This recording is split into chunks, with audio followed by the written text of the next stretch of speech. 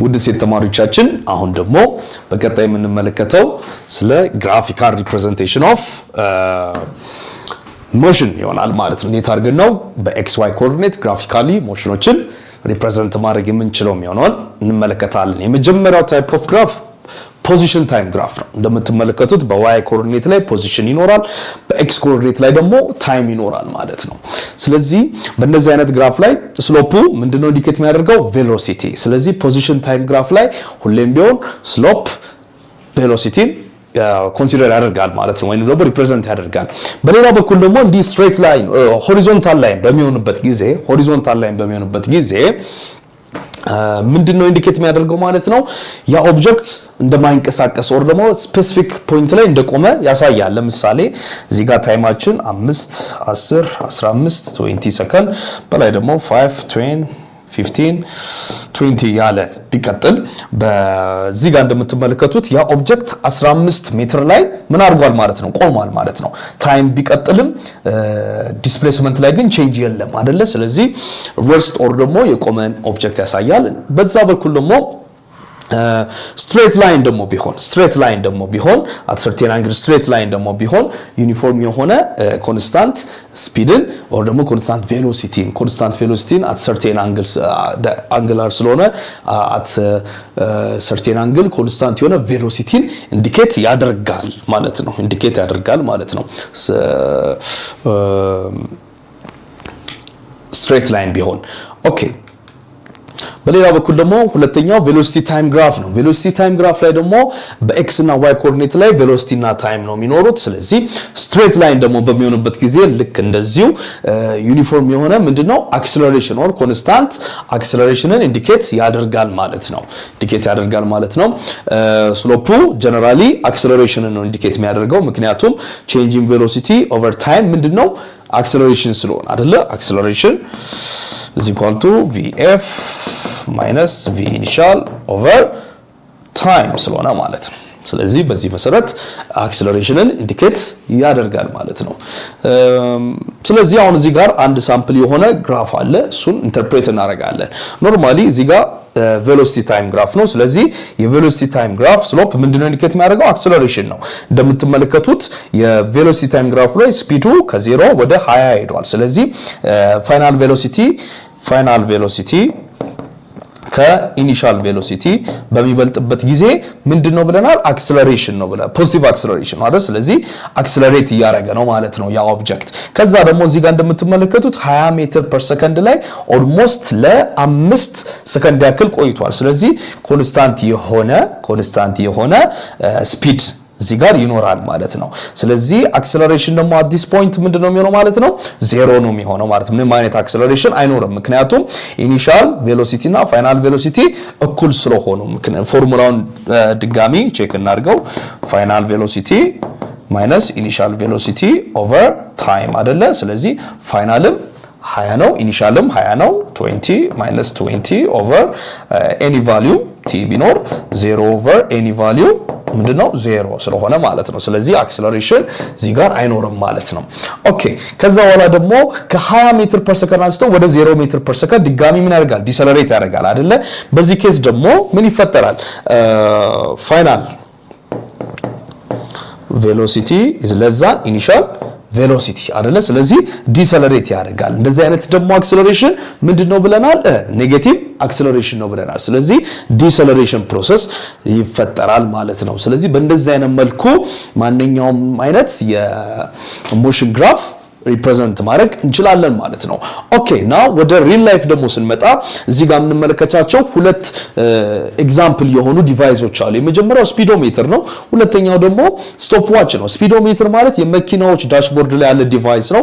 ምንድነው ኢንዲኬት የሚያደርገው? ኢንስታንታኒየስ ስፒድን ኢንዲኬት ያደርግልናል። እዚህ ጋር እንደምትመለከቱት በሜትር ፐር አወር የተቀመጠ ዳታ አለ። ስለዚህ በእንደዚህ አይነት መልኩ የመኪኖችን ፍጥነት ይነግረናል ማለት ነው። እዚህ ጋር ደግሞ የምንመለከተው ስቶፕ ዋች ነው። እሱ ደግሞ ምንድነው የሚያደርገው? ብዙ ጊዜ አትሌቲክስ ኤሪያ ላይ እንመለከተዋለን አይደል? ስፖርት ኤሪያ ላይ እንመለከተዋለን። ሯጮች ትራክ ላይ ለመሮጥ ምን ያህል ፍጥነታቸው ምን ያህል ነው የሚለውን ነገር በእንደዚህ አይነት ዲቫይስ ሪከርድ ማድረግ እንችላለን። የሆነ የሚታወቅ ትራክ አለ፣ የሚሮጡበት ትራክ አለ። ስለዚህ ከፖይንት ኤ ተነስተው ፖይንት ቢ ጋር እስኪደርሱ ኦሬዲ የዚህ ሜትር ዲስታንሱ ይታወቃል። ከዛም ዲስታንሱ ይታወቃል። ታይም ደግሞ በዚህ በኩል እንይዛለን። ካስጀመርናቸው በኋላ ፋይናል ፖይንት ላይ እስኪደርሱ የሮጡበትን ሰዓቱን እዚህ ጋር እናውቀዋለን። ስለዚህ ታይም አለ። ስለዚህ ምንም ካልኩሌት ማድረግ እንችላለን። ቬሎሲቲን ካልኩሌት ማድረግ እንችላለን። እንዴት አድርገን? ቬሎሲቲ is equal to or ቬሎሲቲ ከሆነ ዲስፕሌስመንት ስፒድ ከሆነ ስፒድ is equal to distance over time ስለሆነ ማለት ነው። በእንደዚህ አይነት መልኩ ምንም ማግኘት እንችላለን፣ ዳታዎችን ማግኘት እንችላለን ማለት ነው። ሪል ላይፍ ዳታዎችን። ኦኬ በመቀጠል ደግሞ እዚህ ጋር የምንመለከተው ምን አለ? ሁለት መኪኖች ሲጋጩ አለ አይደለ? ስለዚህ ጀነራሊ ስለ ትራፊክ ሴፍቲ ኤንድ ዋት ስፒድ ሊሚትስ የሚያወራ ክፍል ይሆናል ማለት ነው።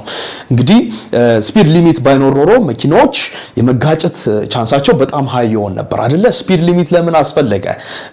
ስፒድ በጣም በበዛ ቁጥር አንድን መኪና ስፒዱ በጣም ሃይ ከሆነ ማኔጅ ለማድረግ ሹፌሮች ይቸገራሉ። ከዚህ የተነሳ በሰው አካል ላይ፣ በሰው ነፍስ ላይ፣ በእንስሳት እንዲሁም ደግሞ በቁሶች ላይ በተለያዩ አካላት ላይ ጉዳት ይደርሳል ማለት ነው። ስለዚህ ስፒድ ሊሚት እጅግ አስፈላጊ የሆነ ኮንሰፕት ነው ማለት ነው።